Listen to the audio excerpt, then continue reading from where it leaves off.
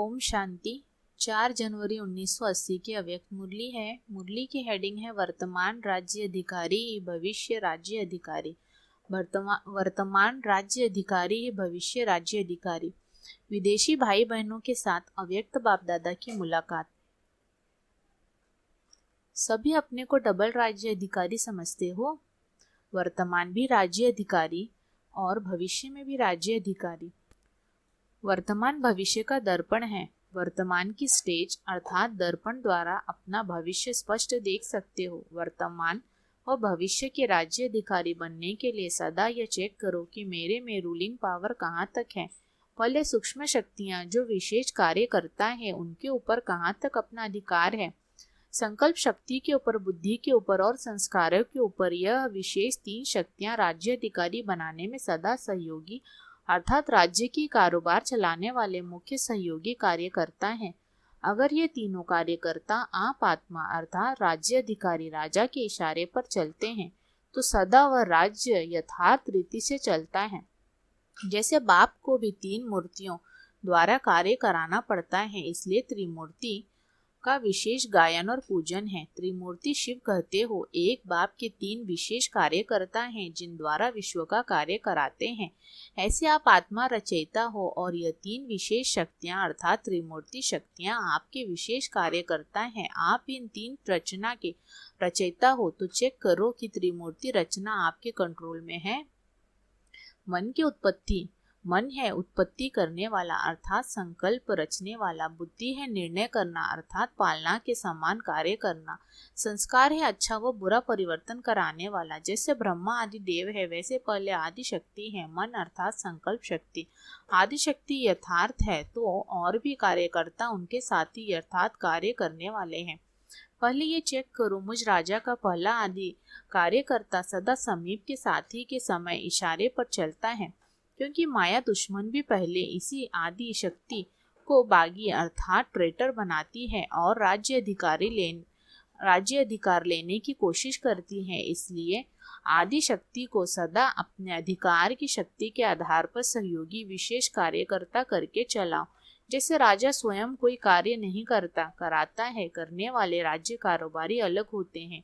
अगर राज्य कारोबारी ठीक नहीं होते तो राज्य डगमग हो जाता है। ऐसे आत्मा भी करावनहार है, करणहार ये विशेष त्रिमूर्ति शक्तियां हैं। पहले इनके ऊपर रूलिंग पावर है तो यह साकार कर्मेंद्रियां उनके आधार पर स्वतः ही सही रास्ते पर चलेंगी। कर्मेंद्रियों को चलाने वाली भी विशेष ये 3 शक्तियां हैं। अब रूलिंग पावर कहाँ तक आई है ये चेक करो। जैसे डबल विदेशी हो वैसे डबल रूलर्स हो। बाबा पूछ रहे हैं जैसे डबल विदेशी हो वैसे डबल रूलर्स हो। हर एक का राज्य कारोबार अर्थात स्वराज्य ठीक चल रहा है। जैसे सतयुगी सृष्टि के लिए कहते हैं एक राज्य एक धर्म है, ऐसे ही अब स्वराज्य में भी एक राज्य अर्थात स्व के इशारे पर सर्व चलने वाले हैं। एक धर्म अर्थात एक ही धारणा सबकी है कि सदा शिष्टाचारी चढ़ती कला में चलना है। मन अपनी मनमत पर चलावे, बुद्धि अपनी निर्णय शक्ति की हलचल करे, मिलावट करे, संस्कार आत्मा को भी नाच नचाने वाले हो जाए तो इसको एक धर्म नहीं कहेंगे, एक राज्य नहीं कहेंगे। तो आपके राज्य का क्या हाल है? त्रिमूर्ति शक्तियाँ ठीक है। कभी संस्कार बंदर का नाच तो नहीं नचाते हैं। बंदर क्या करता है, नीचे ऊपर छलांग मारता है ना। संस्कार की भी अभी अभी चढ़ती कला, अभी अभी गिरती कला, यह बंदर का नाच है ना। तो ये संस्कार नाच तो नहीं नचाते हैं ना, कंट्रोल में है ना सब। कभी बुद्धि मिलावट तो नहीं करती है। जैसे आजकल मिलावट करते हैं तो निर्णय शक्ति भी मिलावट कर देती है। कभी बुद्धि मिलावट तो नहीं कर देती है। अभी अभी यथार्थ, अभी अभी व्यर्थ तो मिलावट हुई ना। कारण को निवारण के रूप में कर लो तो माया समाप्त हो जाएगी। विदेश में माया आती है। विदेशियों के पास माया नहीं आनी चाहिए, क्योंकि विदेश में वर्तमान समय थोड़े ही समय में ऊंचे भी चढ़ते और नीचे भी गिरते हैं। तो थोड़े समय में सब प्रकार के अनुभव करके अब पूरे कर लिए हैं। जैसे कोई चीज बहुत खाई जाती है तो दिल भर जाता है, वैसे विदेश में भी सब प्रकार का फुल फोर्स होने के कारण विदेश की आत्माएं अब इनसे थक गई हैं। तो जो थके हुए होते हैं उनको अगर आराम मिल जाता है तो बिल्कुल लेटते ही गुम हो जाते हैं, डीप स्लीप का अनुभव करते हैं। तो विदेशियों को माया ने थोड़े ही समय में बहुत अनुभव दिया है। अब क्या करना है? अब तो नई चीज की तलाश थी, वह मिल गई, फिर माया क्यों आए? नहीं आनी चाहिए ना, फिर आती क्यों है? माया के पुराने ग्राहक है, माया को भी अगर नए ग्राहक अच्छे मिल जाएंगे तो पुरानों को आपे ही छोड़ देगी। रूलिंग पावर वाले के पास माया आ नहीं सकती। माया जहाँ देखती है कार्यकर्ता सब होशियार हैं, अटेंशन में है, तो वहाँ हिम्मत नहीं रख सकती। रूलिंग पावर कहाँ तक है उसकी चेकिंग करो, और अगर पावर नहीं है तो उसका कारण क्या है? कारण को निवारण के रूप में परिवर्तित करो। कारण खत्म हो जाना अर्थात माया खत्म हो गई। माया का मुख्य रूप स्वरूप कारण के रूप में आता है। कारण को निवारण के रूप में कर लो तो माया सदा के लिए समाप्त हो जाएगी। आज तो मिलने आए हैं, मुरलियां तो बहुत सुनिए, अब ऐसे मुरलीधर बनो जो माया मुरली के आगे न्यौछावर यानी सरेंडर हो जाए। ऐसे मुरलीधर होना कि वह स्थूल सास की मुरली चलाने वाले हो। वह तो बहुत अच्छी चलाते हो, इसमें भी मुरलीधर बनो। माया को सरेंडर कराने की मुरली, यह सास भी बजा सकते हो ना। साज बजाने का मेजोरिटी को शौक है। जिस समय भी कोई साज बजाओ उस समय यह सोचो कि मायाजित बनने के राज का साज भी आता है। यह राज का साज अगर सदैव बजाते रहो तो माया सदा के लिए सरेंडर हो जाएगी। ऐसे साज बजाना आता है। विदेशी भी पदम गुना भाग्यशाली है, दूर से आते हैं लेकिन चांस भी पदम गुना मिलता है। जितना देश वाले वर्ष में लेते हैं उससे ज्यादा विदेशियों को थोड़े समय में प्राप्त होता है। विशेष पालना मिल रही है। वॉइसलेस बनना ही वायरलेस है। वॉइसलेस बनना ही वायरलेस है। सबकी नजर आप विदेशियों के ऊपर विशेष रहती है तो विशेष पालना का रूप प्रत्यक्ष फल के रूप में विशेष दिखाना पड़े। जैसे स्थापना में विशेष पालना चली वैसे अभी भी आप लोगों की विशेष पालना चल रही है। तो पहले पालना वालों ने उस पालना का रिटर्न सेवा की स्थापना किया। अब आप लोग क्या करेंगे? सेवा की समाप्ति करेंगे और संपूर्णता का व प्रत्यक्षता का नाम बाला करेंगे। विदेशियों को ही समाप्ति की डेट फिक्स करनी पड़ेगी। पहले वालों ने स्थापना की डेट फिक्स की और अब आप लोगों को समाप्ति की डेट फिक्स करनी पड़ेगी। अभी सबका इंतजार आपके ऊपर होगा। बाप दादा से पूछेंगे कि विनाश कब होगा तो कहेंगे विदेशियों से पूछो। देश वालों ने स्थापना की जिम्मेवारी ली, विदेशी भी कोई तो जिम्मेवारी लेंगे ना। है भी विदेश विनाशी और भारत अविनाशी, तो भारतवासियों ने स्थापना का किया और विदेशी विनाश के कार्य में विशेष निमित्त बनेंगे। भारतवासी बच्चों ने यज्ञ की स्थापना में अपनी आहुतियां डालकर स्थापना की, यज्ञ रचा और आप लोग फिर अंतिम आहुति डालकर समाप्त करोगे, फिर जय जयकार हो जाएगा। अब जल्दी जल्दी अंतिम आहुति डालो, सब मिल करके एक संकल्प का स्वाहा करो तो समाप्ति हो जाएगी। इसकी डेट कब बताएंगे? 80 में करेंगे या 81 में करेंगे? यह डेट बताना। एक बार मधुबन में फिर से आए, विनाश शुरू होगा तो सदा के लिए आ जाएंगे, इसलिए तो यहाँ बड़ा हॉल बना रहे हैं। सिर्फ वायरलेस का सेट अपना ठीक रखना। यहाँ की वायरलेस है, वॉइसलेस की वायरलेस। तो वायरलेस द्वारा आवाज आपको पहुंच जाएगी कि आप आ जाओ। अगर वायरलेस सेट नहीं होगा तो आवाज भी पहुंच नहीं सकेगा, डायरेक्शन नहीं मिल सकेगा, स्थूल साधन द्वारा आवाज नहीं आएगा। वॉइसलेस बुद्धि ही ये अंतिम डायरेक्शन कैच कर सकेगी, इसलिए जल्दी जल्दी करेंगे तो जल्दी समय आ जाएगा। पहले तो पावरफुल माइक तैयार करो जिस माइक द्वारा आवाज भारत में पहुंचे, और फिर जैसे उनका इलेक्शन होता है तो एक दिन पहले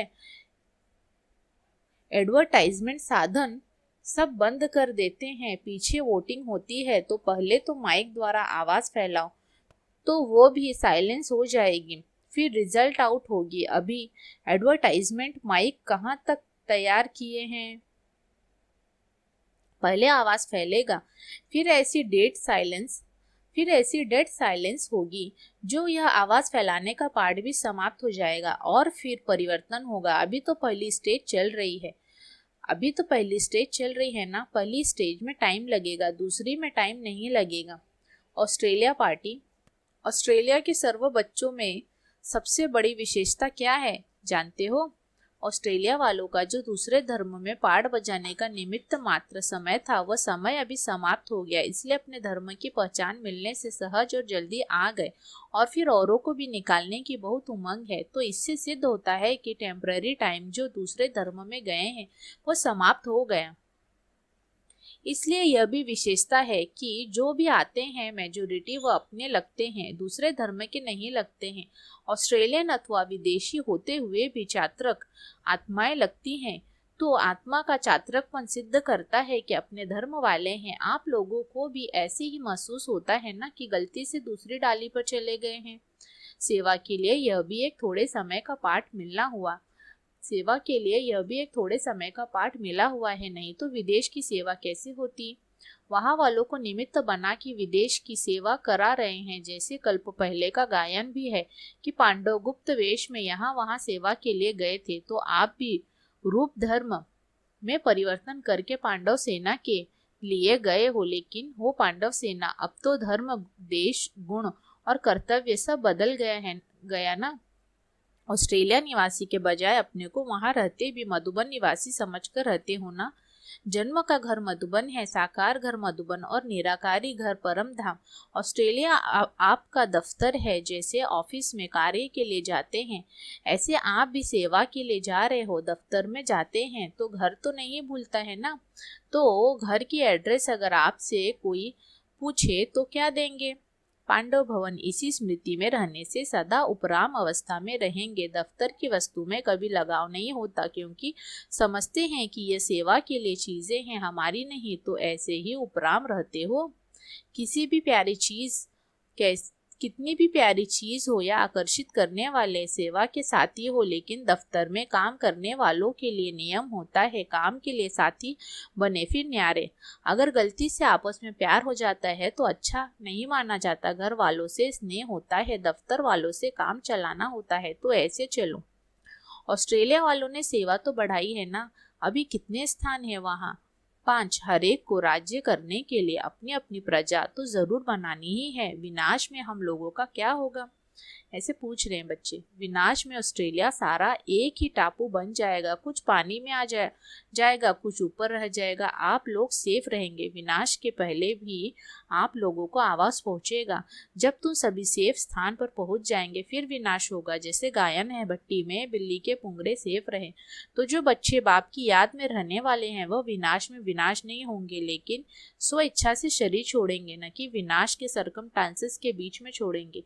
इसके लिए एक बुद्धि की लाइन क्लियर हो और दूसरा अशरीरी बनने का अभ्यास बहुत हो। कोई भी बात हो तो आप अशरीरी हो जाओ। अपने आप शरीर छोड़ने का जब संकल्प होगा तो संकल्प किया और चले जाएंगे। इसके लिए बहुत समय से प्रैक्टिस चाहिए। जो बहुत समय के स्नेही और सहयोगी रहते हैं उनको अंत में मदद जरूर मिलती है। ऐसे अनुभव करेंगे जैसे स्थूल वस्त्र उतार रहे हैं, ऐसे ही शरीर छोड़ देंगे। सारा दिन में चलते चलते बीच बीच में अशरीरी बनने का अभ्यास जरूर करो। जैसे ट्रैफिक कंट्रोल का रिकॉर्ड बजता है, तो वैसे वहाँ कार्य में रहते भी बीच बीच में अपना प्रोग्राम आप ही सेट करो, तो लिंक जुटा रहेगा। इससे अभ्यास होता जाएगा। आप लोगों में यह भी एक विशेषता है कि जब चाहो नौकरी छोड़ सकते हो, जब चाहो कर सकते हो। निर्बंधन हो, सिर्फ मन और संस्कारों का बंधन न हो। वैसे देह और देह के धर्मों से फ्री हो। आधे बंधनों से पहले ही फ्री हो। बाकी थोड़े बंधनों को याद और सेवा से खत्म कर दो। सभी हाई जंप लगाने वाले हो। अच्छा, ओम शांति।